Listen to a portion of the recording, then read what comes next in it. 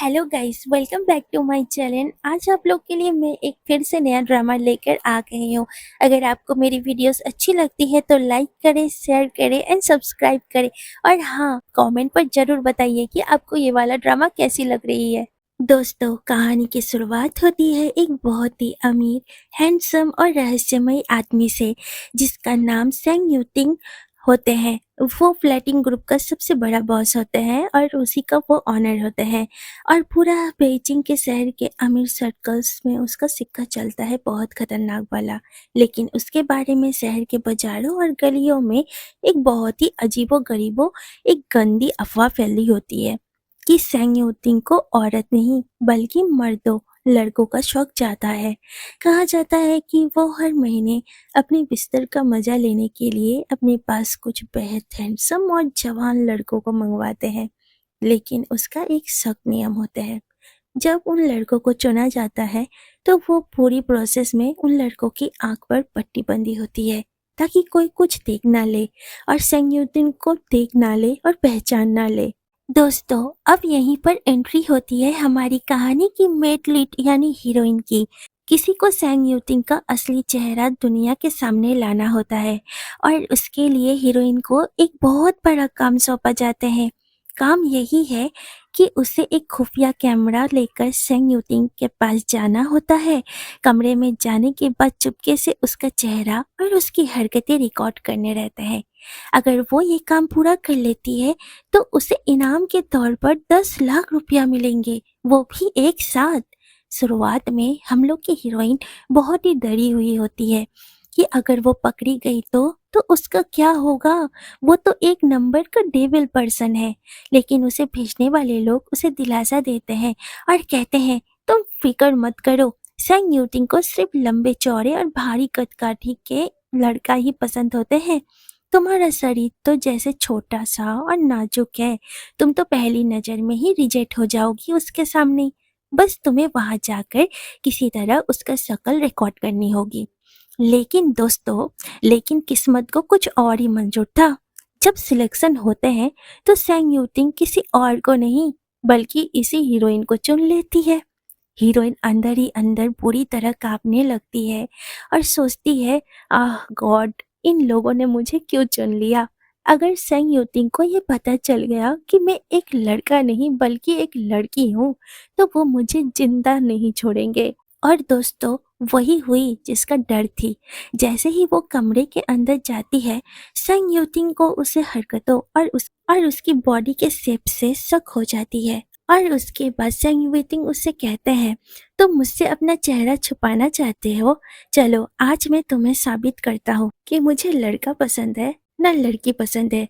Seng Yuting बिना कुछ वक्त गवाए उसे बिस्तर पर ढकेल देते हैं और हीरोइन को पूरी तरह से एकदम अनड्रेस कर देते हैं और उनका असली सच उसके सामने आ जाता है कि वो एक लड़का नहीं एक लड़की होती है। हीरोइन का वो 10 लाख का सीक्रेट कैमरा मिशन पर वहीं के वहीं फैल जाते हैं। अब दोस्तों, आप लोग सोच रहे होंगे कि सच सामने के आने के बाद सैंग न्यूटन ने उसे पुलिस के हवाले कर दिए होंगे हम लोगों की हीरोइन को। एकदम नहीं, एकदम नहीं, उसने ऐसा कुछ भी नहीं किया होता है। कहानी में असली मजा तो इसके बाद आते हैं। सैंग न्यूटन उस लड़की की खूबसूरत और उसकी हिम्मत पर दिल हार बैठते हैं कि इतना चैलेंज लेके उसका फेस रिकॉर्ड करने के लिए ऐसा कुछ छुपा के उसके सामने आते हैं।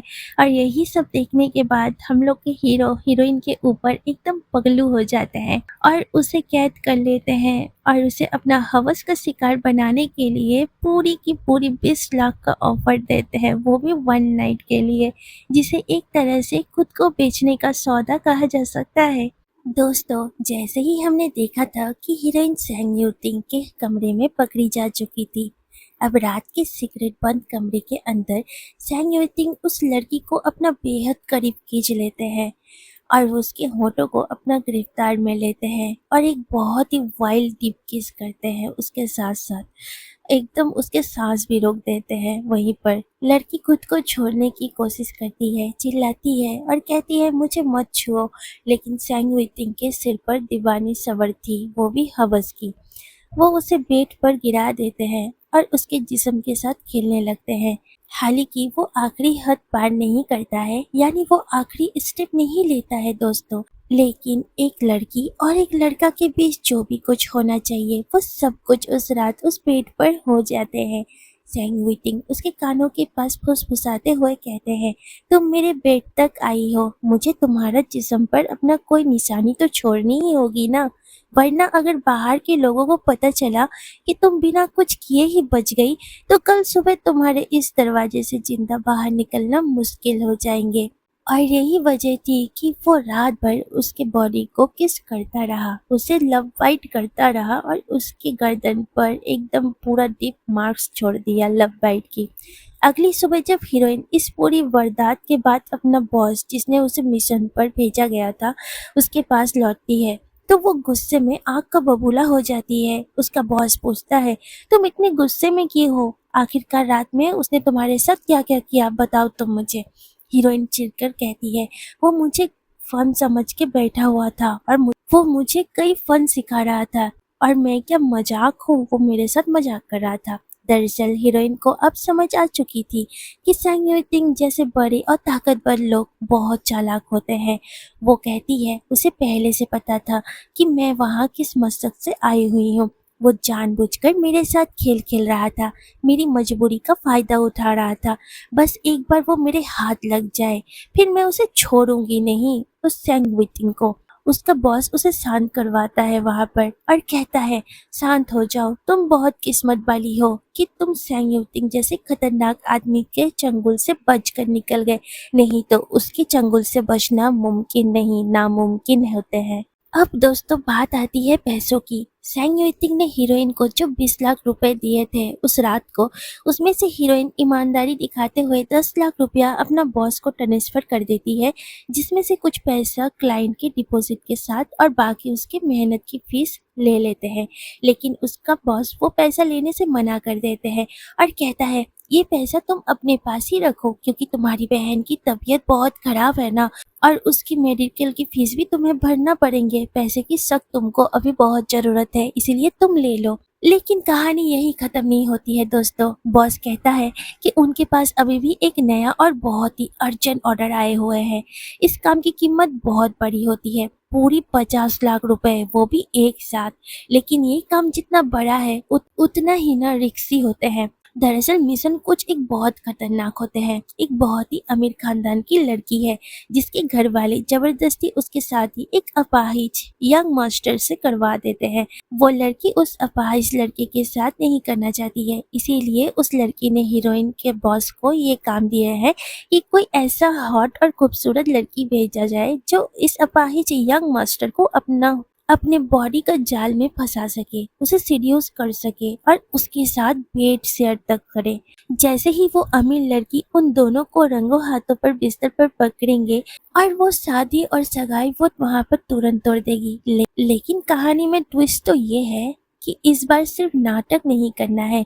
क्लाइंट की डिमांड बहुत साफ होती है और खतरनाक होती है। हीरोइन को सचमुच उस अपाहिज यंग मास्टर के साथ शारीरिक संबंध बनाने होंगे, तभी वो शादी टूटेंगे। तो दोस्तों आखिरकार हमारी हीरोइन ने उस अपाहिज रिच लड़के के बिस्तर पर सोने का डर्टी मिशन मान ही जाती है, क्योंकि उनकी सिस्टर की बहुत तबीयत खराब होता है ना, उनको हॉस्पिटल का फीस भरने होंगे। इसके कारण इस खतरनाक और बोल्ड काम के लिए बोली बहुत ऊंची होती है, बहुत ज्यादा। हीरोइन का बॉस उसे पूछने लगते हैं, टैंग मियान, क्या तुम एक बार और सोच नहीं सकती, तुमने अपना लाइफ में आज से पहले कभी भी ऐसा जिस्म का सौदा करने वाले डर्टी काम स्वीकार नहीं की हो। लेकिन हमारी हीरोइन यानी टैंग मियांग बेबस थी, वो तड़प रही थी और कहती है, मुझे पैसे की बहुत जरूरत है, बहुत सारा पैसा की, अपनी बहन की बीमारी को ठीक करवाना है और इलाज करवानी है।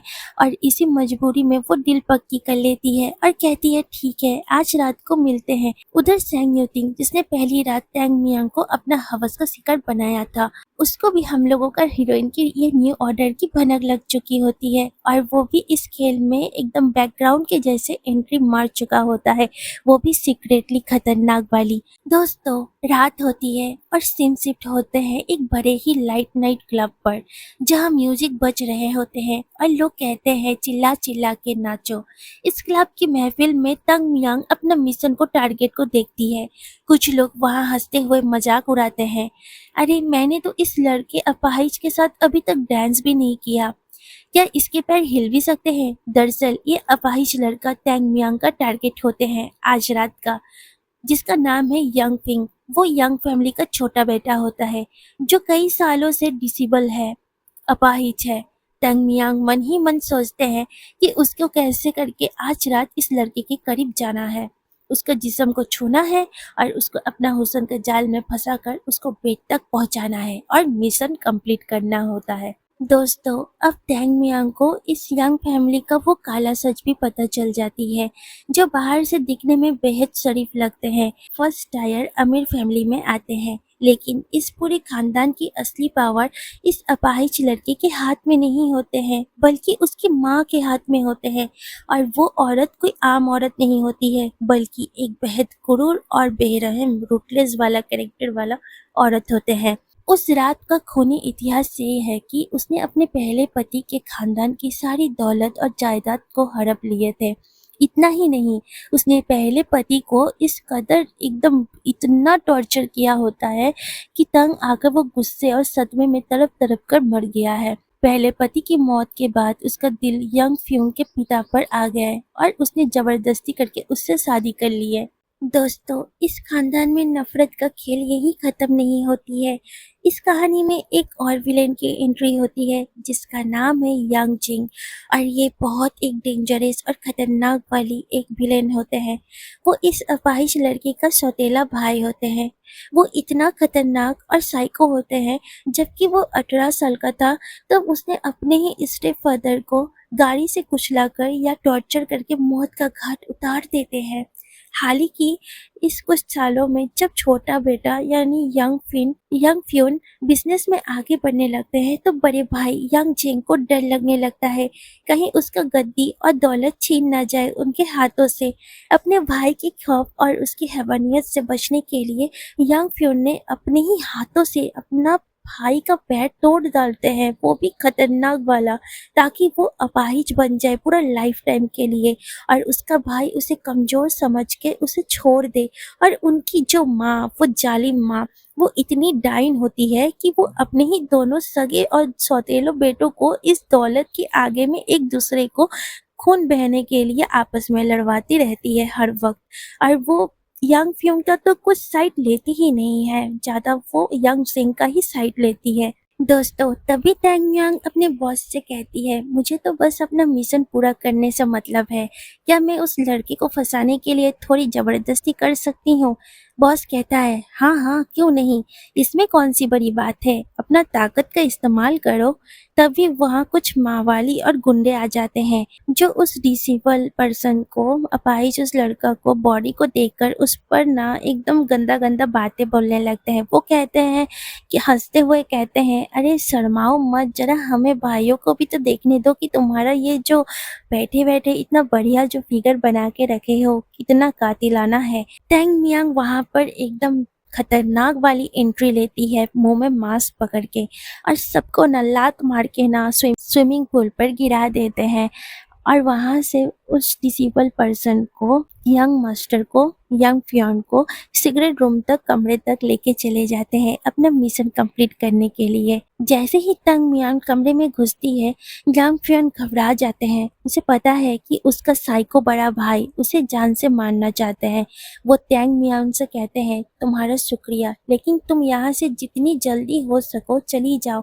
अगर मेरा बड़ा भाई को पता चला कि तुम यहाँ आई हो तो वो तुम्हें जिंदा नहीं छोड़ेंगे, और तुम मुझे बचाई हो इसके कारण। लेकिन टैंग मियांग, हम लोग को, हीरोइन को तो यहाँ पर कुछ और ही काम करनी होती है ना, उसे सीड्यूस करने आई थी। वो कमरे का दरवाजा बंद कर देती है बहुत ही नॉटी अंदाज में, और धीरे धीरे अपने कपड़े ढीला करने लगती है उसके पास, यन फ्यून के पास। उसकी उसकी ब्यूटीफुल बॉडी और उसकी बोल्डनेस देखकर एकदम मदहोश होने लगते हैं। वो अपना आँख चुरा नहीं पाते उनसे। और हम लोगों की हीरोइन कहती है, मैं देखने में सुंदर नहीं हूँ क्या जो तुम मुझे ऐसे करके बात कर रहे हो, भाव दिखा रहे हो? तो मेरे तरफ इस तरह मत देखो। उस डिसेबल पर्सन यान मास्टर कहने लगते हैं, मेरे चेहरे को मत निहारो, मैं इसे छुपाने का कोशिश कर रहा हूँ। यानी टैंग मियांग उसके बेड पर चढ़ जाती है और उसके बहुत करीब आकर उसे काने में फुसफुसाती है। हम लोगों की हीरोइन दोस्तों इतना नॉटी होती है कि वो सीधे उसके प्राइवेट पार्ट की तरफ इशारा करते हुए एक बेहद गंदा और सीधा सवाल पूछती है, तुम्हारा तो सिर्फ पैर ही टूटा हुआ है ना, तो क्या तुम्हारा वो नीचे वाला चीज अभी भी काम नहीं करता है क्या? क्या वो इस्तेमाल करने के लायक है? ये सुनते ही यंग फियोन के बदन में आग लग जाते हैं ताकि मियान पूरी तरह उसके ऊपर हावी हो सके। वो उसके दोनों हाथों को पकड़ लेती है और कहती है, डार्लिंग मुझे छू कर देखो, मेरे सांस को अपने बदन पर महसूस करो। हमें सिर्फ बातों नहीं करनी हमें सिर्फ बातें नहीं करनी बल्कि इस बेड पर वो सब कुछ करनी है जिसके लिए मैं आई हूँ। यांग फियान पूरी तरह पिघल जा चुका होता है, उसकी सांस भारी हो चुकी होती है और वो टैंग मियांग को इस हॉट और सीरियस अवतार में सामने घुटने टेक देते हैं।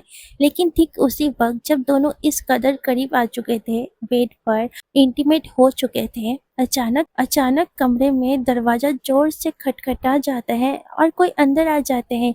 यांग फुआन चौंक कर चिल्लाते हैं, तुम कौन हो और तुम यहाँ पर क्या करने के लिए आई हो? दोस्तों, कमरा खुलते ही जो नज़ारा दिखता है वो होश उड़ाने वाला होता है।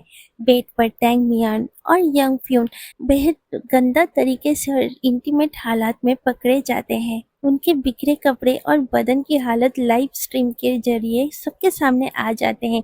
ये तमाशा देखकर वो अमीर लड़की जिसकी सगाई यंग फ्यून से होने वाली थी, जिसकी नाम यीजी होती है, वो अपनी माँ और घर वाले के सामने रोने का नाटक करती है और कहती है, माँ ऐसा नहीं है कि मैं इस खानदान में शादी नहीं करना चाहती थी, लेकिन इस फियन को तो देखो, ये अपने ही सगाई की पार्टी में एक दूसरी पराई औरत के साथ बिस्तर गर्म कर रहे हैं।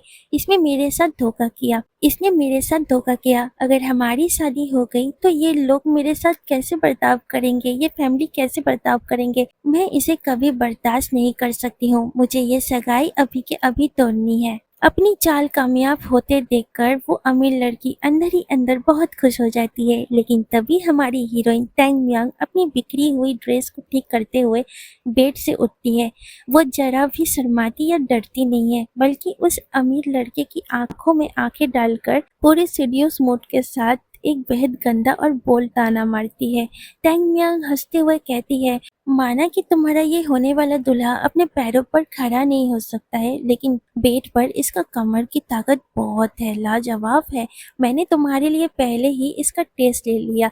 बिस्तर पर ये तुम्हें बहुत मजा देंगे। वैसे थैंक्स बोलने की जरूरत नहीं है। ये सुनते ही वहाँ खड़े सब लोग शर्म से पानी पानी हो जाते हैं। वो अमीर लड़की चिल्लाती है और कहती है, मुझे इसके साथ सगाई तोड़नी है। इस सगाई के टूटने से यन फ्योन की जो जालिम और डाइन माँ गुस्से से पागल हो जाती है। वो अपना अपाहिज बेटे को देखकर चिल्लाती है और कहती है, कचरा कहीं का, तू हमेशा से मेरे लिए बैड लक का कारण रहा है।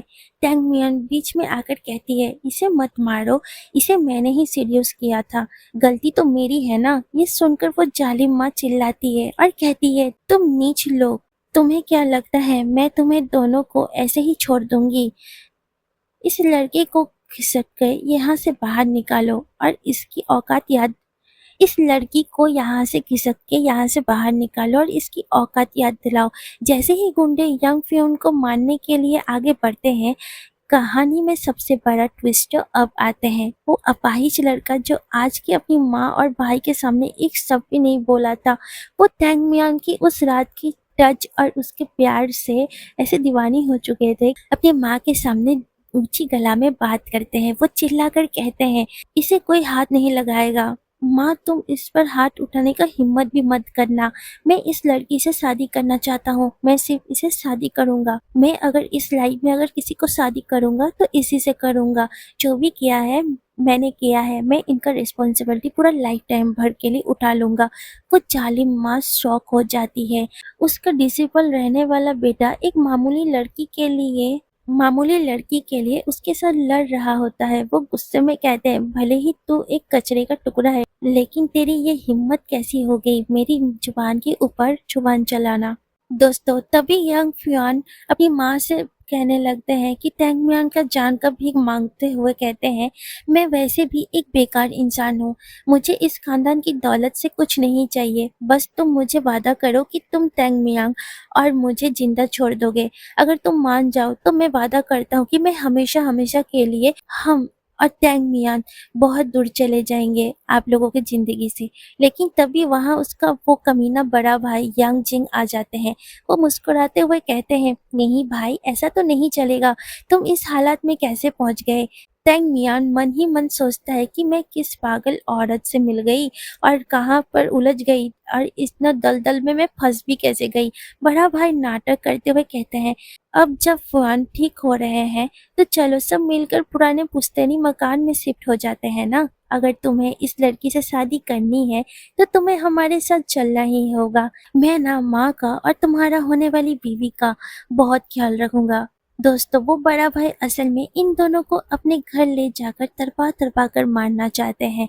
उसका यही चाल होते हैं। दोस्तों, किसी तरह टैंग मियांग और वो लड़का वहां से बचकर अकेले कमरे में आते हैं। टैंग मियांग उस लड़के को तरफता देखकर दूर हटने लगते हैं। उसे लगता है कि ये लड़का वाकई में बहुत लाचार है।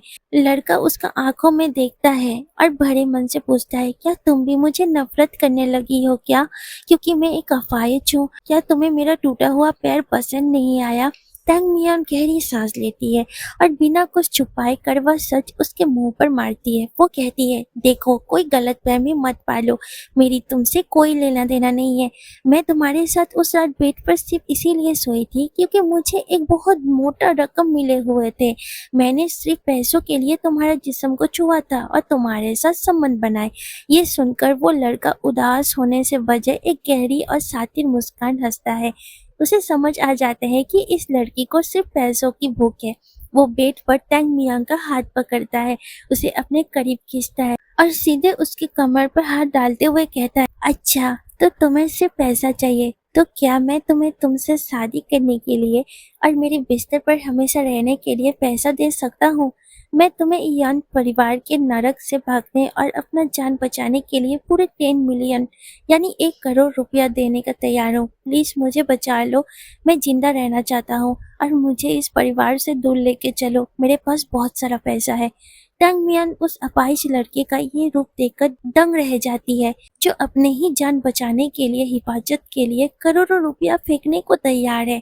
टैंग मियान समझ जाती है कि इस खेल में अब बहुत बड़ा जैकपॉट लगने वाला है। वो उस लड़के के होठों पर अपना उंगली रखती है, उसे बॉडी के पीछे ढकेलती है और अपना कातिलाना आवाज में कहती है, मैं तुमसे वादा कर सकती हूँ कि मैं तुम्हारा बीवी बनके तुम्हारा बिस्तर को हॉट रखूंगी और तुम्हें इस नरक से भी बचा लूंगी, लेकिन मेरी कीमत 1 करोड़ नहीं। अगर मुझे अपना जिंदगी दांव पर लगानी है तो मुझे पूरी की पूरी 100 मिलियन। लड़का उसके इस बोल्ड डिमांड को सुनकर हैरान रह जाते हैं और एक तरफ उसकी जान लेने पर उतरा हुआ उसका अपना परिवार होते हैं और दूसरी तरफ 10 करोड़ में अपना जिस्म और अपना वफादारी बेचने को भी तैयार। और उन दोनों के बीच ये इतना बड़ा रकम का डील हो जाते हैं। दोस्तों, अब सीन तो बहुत ही गंदा होने वाले हैं। बड़ा भाई यांग जिंग हम लोग की हीरोइन की हॉट और कातिलाना बॉडी के ऊपर से नीचे तक घुरते हुए एक बेहद गंदा और ठरकी मजाक उड़ाते हैं। वो फ्यून के कान के पास आकर कहते हैं, लगता है तुम्हारे होने वाली बीवी तुम्हें कुछ खास पसंद नहीं करती है। कहीं ऐसा तो नहीं कि आधी रात के वक्त नीचे वाले लड़के और बिस्तर छोड़कर चुपके से ऊपर मेरे कमरे में आ जाएगी और मेरे बेड पर चढ़ जाएगी। इयन फ्यून गुस्से में अपने हाथ भी नोच लेते हैं, लेकिन वो तो अपाहिज है, वो क्या ही कर सकते हैं, वो कुछ कर नहीं पाते हैं। उधर यंग जिंग मन ही मन सोचते हैं, फ्यून, मैं तेरे पास से सब कुछ छीन लूंगा, जो भी चीज मुझसे मुकाबला करने की कोशिश करेगा तू,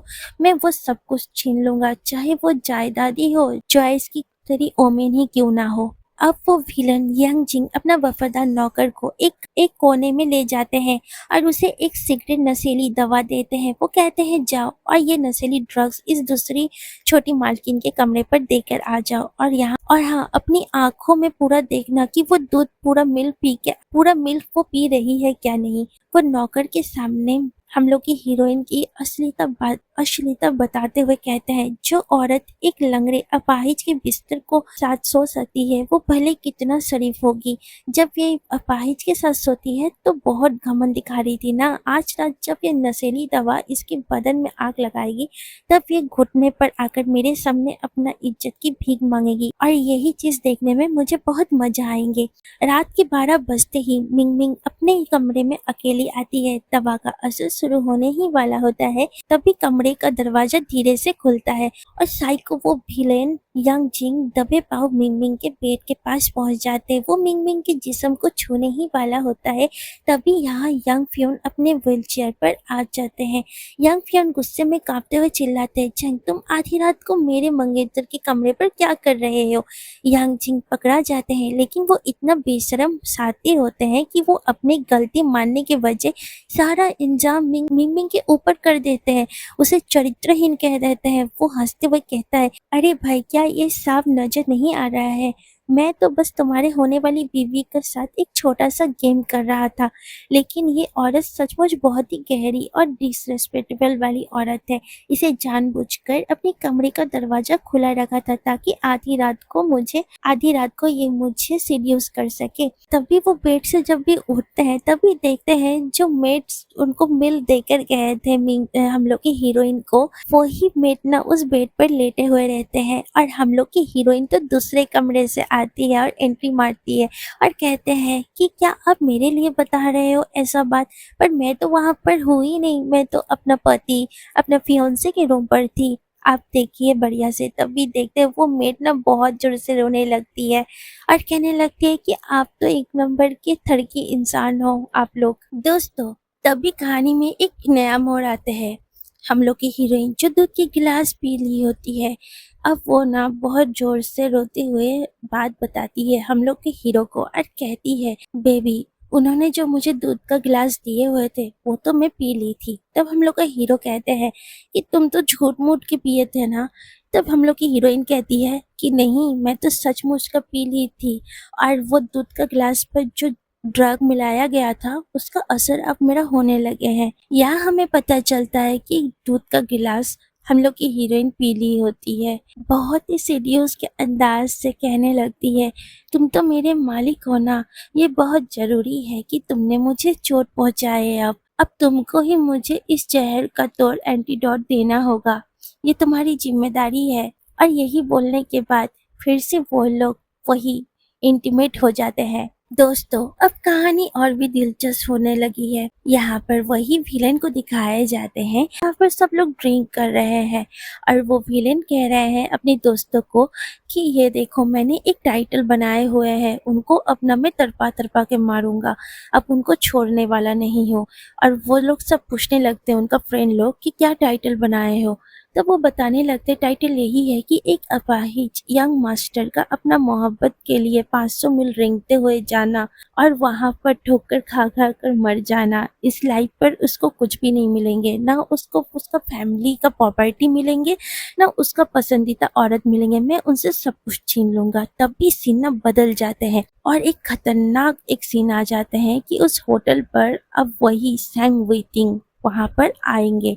इसीलिए होटल के मालिक कहते हैं कि जितना जल्दी हो सके होटल जल्दी से जल्दी खाली कर दिया जाए, कोई भी यहाँ पर ना रहे, क्योंकि सैंग वेटिंग जहाँ पर भी जाते हैं किसी को अपना फेस नहीं दिखाते हैं और वो सबसे बड़ा बिजनेसमैन होते हैं टाउन में। और होटल के मैनेजर चिल्लाते हैं कि सभी लोग ध्यान दें, यहाँ जनरल सैंग वेटिंग आने वाले हैं, इसीलिए सब लोग यहाँ से निकल जाए। फिर अचानक सैंग वेटिंग वहाँ पर मौजूद हो जाते हैं। वहाँ के मौजूद लोग आसपास में एकदम न शांत हो जाते हैं। वहाँ पर ही एक इंसान हैरान होकर पूछने लगता है कि मैंने सुना है सैंग वेटिंग एकदम दिलफेक इंसान है, और डेविल है। वो जहाँ पर भी जाते हैं बिजनेसमैन लोगों को अपना चंगुल में फंसा के उसका बिजनेस का पूरा की पूरा प्रॉफिट उठा लेते हैं। पर उसके साथ बिजनेस करना भी बहुत एक लक का ऊपर बात होते हैं। तभी दूसरा शख्स एक बड़ा राज खोलते हैं कि यहाँ के जो दूसरे यंग मास्टर है उन्हें लोगों से मिलना जुलना एकदम पसंद नहीं है, मतलब सैंग यूटिंग का ही बात कर रहे हैं। इसीलिए जब भी वो यहाँ आते हैं तो इस इलाके को पूरा खाली करवा दिया जाता है। लेकिन आज हमारी किस्मत तो देखो, आज हम लोग सचमुच उनको देख पाएंगे। दोस्तों, अब कहानी में वो खतरनाक मोड़ आते हैं तो टैंग मियांग के होश उड़ा देते हैं। यंग परिवार का बड़ा बेटा यांग जिंग फ्यून को रास्ता से हटाने के लिए उसे एक ऊंची बिल्डिंग के छत से नीचे फेंकने की कोशिश करता है। टैंग मियांग अपना जान दांव पर लगा देती है बेचारी फ्यून को बचाने के लिए। लेकिन इस पूरे ड्रामा के बाद जो सच सामने आते हैं वो सबसे बड़ा झटका देने वाला होता है। याद है ना, कहानी की शुरुआत में वो खूनखार सैंग यूटिंग जिसने टैंग मियांग के जिस्म पर बाइट किए हुए थे, पूरा नाइट भर उसको लव बाइट दिए हुए थे, और वही व्हीलचेयर पर बैठने वाला मासूम यन फ्यून। दोस्तों, वो दो अलग लोग नहीं होते हैं बल्कि एक ही इंसान होते हैं। जी हाँ दोस्तों, यन फ्यून की असली में सैन यूटिंग ही होते हैं। वो कोई अपाहिज नहीं होते हैं, वो एक नंबर का डेबल पर्सन होते हैं। बल्कि उसने सालों से व्हीलचेयर पर बैठने का नाटक सिर्फ इसीलिए किए थे ताकि वो अपना जालिम माँ और भाई की नजरों से बच सके और अपना पिता का मौत का बदला ले सके उन लोगों से। सैन विटिंग अपना पापा का बदला लेने के लिए इतना सब कुछ नाटक करते हैं कि वो एक डिसेबल पर्सन है। उसके पास पैर खराब हो चुके हैं, वो पैर पर चल नहीं पाते हैं क्योंकि वो ना एक अबला सा दिखाने के लिए कि उसके पास कुछ भी नहीं है। पर बात कुछ अलग है, वो एक नंबर का ना डेविल पर्सन होते हैं, टू माइंडिंग गेम खेलने वाला इंसान होता है। वो बहुत खतरनाक इंसान होते हैं, इसीलिए वो अपना बदला लेने के लिए इतना सब कुछ करते हैं, किसी को अपना फेस नहीं दिखाते हैं। और हम लोग को हीरोइन को ना वो आज से नहीं पहचानता है, बहुत दिन पहले से पहचानता है। उसको फंसाने के लिए वैसे सब कुछ नाटक वो रचा के रखा हुआ है। जब टैंग मियांग को पता चलता है कि जिस सैंग यूटिंग से वो नफरत करती थी और जिस फ्यून से वो प्यार करती थी बहुत ज्यादा, वो दोनों एक ही है, तो हम लोग की हीरोइन की तो गुस्सा 7वें आसमान पर पहुंच जाते हैं। और पहुंचे भी क्यों ना। तभी टैंग मियान गुस्से में चिल्लाती हुई कहती है, तुम सैंग यूटिंग हो, वो डेविल पर्सन हो। तुम इतना दिनों से व्हील चेयर पर बैठकर मेरे सामने लाचार होने का नाटक कर रहे थे। तुम मुझे बेवकूफ बना रहे थे और अपना प्यार के जाल पर मुझे फंसा रहे थे। तभी सैंग यूटिंग घुटने पर आकर टैंग मियान का हाथ थामते हुए कहते हैं कि मुझे माफ कर दो। अगर मैं ये नाटक नहीं करता तो मेरी माँ मुझे जिंदा नहीं छोड़ती। लेकिन मेरा प्यार झूठा नहीं है तुम्हारे लिए। 4 साल पहले जब तुमने हॉस्पिटल में मेरी जान बचाई थी, तुम्हें ये याद है?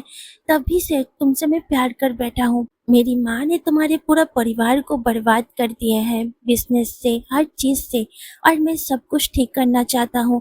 मुझे तुम एक मौका दो और एक प्यार करने का मौका दो। मेरा प्यार कभी भी तुम्हारे लिए झूठा नहीं था। तभी दोस्तों सीन यहाँ पर शिफ्ट होते हैं। सैन यूटिंग जो फियोन होते हैं अपनी जालिम माँ और भाई को उनके किए हुए सजा दिलवा देते हैं और अपने माँ के पास से अपना पिता का अस्थिया भी वापस ले लेते हैं। लेकिन दोस्तों, अब सबसे बड़ी कठिन चीज तो ये होते हैं कि टैंग मियांग को मनाने की और अपना असली वाइफ बनाने की। शहर का सबसे बड़ा डॉन और करोड़ों का बिजनेस का टाइकून जिसके सामने पूरी दुनिया झुकती है, वो टैंग मियांग के सामने पूरी तरह भीगी बिल्ली बन जाता है। वो अपनी सारी प्रॉपर्टी और बैंक का कार्ड्स टैंग मियांग के नाम कर देते हैं। तभी सैंग विटिंग कहते हैं, टैंग मियांग मेरा सब कुछ अब से तुम्हारा है। मेरी पूरा जायदाद तुम्हारे नाम पर है। मैं भी तुम्हारा हो चुका हूँ। अब से मुझे हर महीना सिर्फ पॉकेट मनी देना, पर प्लीज मुझे छोड़ के मत जाना। मैं हाथ जोड़कर तुमसे प्यार का भीख मांग रहा हूँ। तभी टैंग मियांग उसे देखते हुए कहती है, तुमने मुझे इतना बड़ा झूठ बोला और अपना प्यार के जाल पर फंसाया, पर चलो कोई ना, तुमने अपना जान दांव पर लगाकर मेरी और मेरी बहन की तो जान तो बचा ली है ना। इसीलिए इस बार मैं तुम्हें माफ करती हूँ, पर ऐसा अगर तुम फिर से करोगे तो मैं माफ करने वाली नहीं हूँ। तभी सैंग विटिंग भी कहता है, सेकंड टाइम आने का कुछ मौका ही नहीं है इस लाइफ में। और दोस्तों, इसी तरह दो अलग अलग पहचान के इस अनोखे खेल और खुफिया मिशन से शुरू हुई ये कहानी एक खूबसूरत और रोमांटिक मोड़ पर खत्म होते हैं। तो दोस्तों, कैसा लगा आपको ये डबल पहचान वाला धमाकेदार वाला ट्विस्ट? कमेंट्स में जरूर बताइए। वीडियो को लाइक करें और हमारे कुसुम कैसी हिंदी ड्रामा एक्सप्लेनेशन को सब्सक्राइब करना एकदम मत भूलिए। मिलते हैं अगले वीडियो में। يا اخي دوس دوس عندي خوش فصل، يا اخي تفوز تفوز والله خوش رقص، يا اخي دوس دوس عندي خوش فصل، يا اخي تفوز تفوز والله خوش رقص، يا اخي دوس دوس عندي خوش فصل، يا اخي تفوز تفوز والله خوش رقص، يا اخي دوس دوس عندي خوش فصل، يا اخي تفوز تفوز والله خوش رقص. اعطيني رقصة قوية يا الحبيب، اسمعها صبح اخبرنا الصيف، بدي جنبك تعطيها كف وهز جدك حي خليك شديد. اعطيني رقص البريز زيد عليها شوي عندي بيزا، حق المحتار اللي نعرفه سادة، المسؤول اللي فيها انا هيبة. سوي لي رقصة ما يجيب لي واحد كرك، يلا يا ابو تاكسي يارا بلش يلا يلا. سوي لي رقصة تانية رقصة البطريق ولا سبونج بوب. يا اخي دوس عندي خوش فصل، يا اخي تفوز تفوز والله خوش رقص، يا اخي دوس عندي خوش فصل، يا اخي تفوز تفوز والله خوش رقص.